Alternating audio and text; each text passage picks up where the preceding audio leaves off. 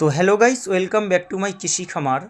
তা good morning friend. আমার এই বারাসাত থেকে অর্ডার করা ছিল দুটো ব্রিডিং হরমোন মাছের।